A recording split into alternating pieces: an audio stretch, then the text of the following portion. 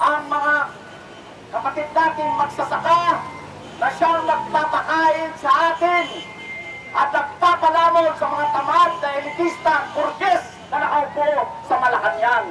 Dapat lamang sigilin sa pagkakautang ng remito sa mamamayang Pilipino.